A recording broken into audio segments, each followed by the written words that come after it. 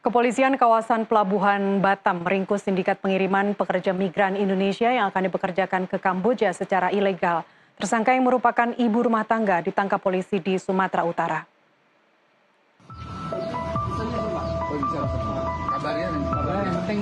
Polsek KKP Polres Sabarelang meringkus satu pelaku pengiriman pekerja migran Indonesia ilegal asal Kota Medan, Sumatera Utara. Pelaku yang merupakan ibu rumah tangga hanya bisa pasrah saat dibawa ke kantor polisi kawasan Pelabuhan Kota Batam. Tersangka, yakni Shelin, ditangkap polisi di kediamannya di Kota Medan, Sumatera Utara, di mana tersangka berperan sebagai perekrut pengiriman para calon PMI ke Kamboja. Dalam penangkapan, polisi menyelamatkan 14 orang calon PMI yang akan diberangkatkan ke Kamboja melalui Pelabuhan Feri Internasional Batam Center.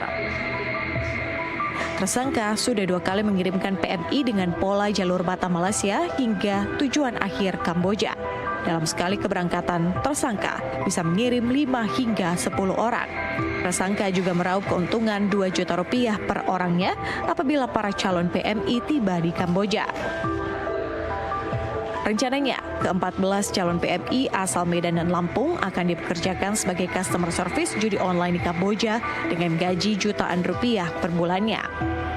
Jadi si tersangka kita, inisial S ini, dia yang melakukan perekrutan semua. Jadi dia menawarkan mau nggak kerja di Kamboja, jadi operator, jadi CS, gajinya sekian, dia yang menjanjikan. Karena memang orang dari Kambojanya itu kenal dengan si Seli, dan Seli ini memberangkatkan yang kedua kali. Nah sebelumnya dia juga udah memberangkatkan ada tiga pekerja. Dapat upah Pak dia Pak? Kalau untuk yang berangkatkan yang ini, yang 14, si tersangka inisial S ini belum memperoleh apa-apa. Sementara itu, tersangka Shelin membantah sebagai perekrut pengiriman para calon PMI ilegal ke Kamboja. Seperti apa ya namanya? Maksudnya ada perlu aja nanya, kalau nggak udah saya nggak ada perlu. Jadi penghubung di sini. Penghubung antara saya dengan dia gitu. Mereka dengan orang Kamboja. Berapa? Saya 5 orang. 5. Rencananya mau dikerjakan di mana cuma? Saya cuma tahu di Kamboja, udah sebelumnya saya nggak tahu. Itu soalnya ada yang mengendal semuanya, jadi saya tidak tahu. Gitu. Sebagai apa Bu di Kamboja? Saya tidak tahu Pak, benar saya tidak tahu. Saya hanya disuruh saya hanya menanya ada kerjaan atau tidak, terus di sana bilang ada, terus mengirim.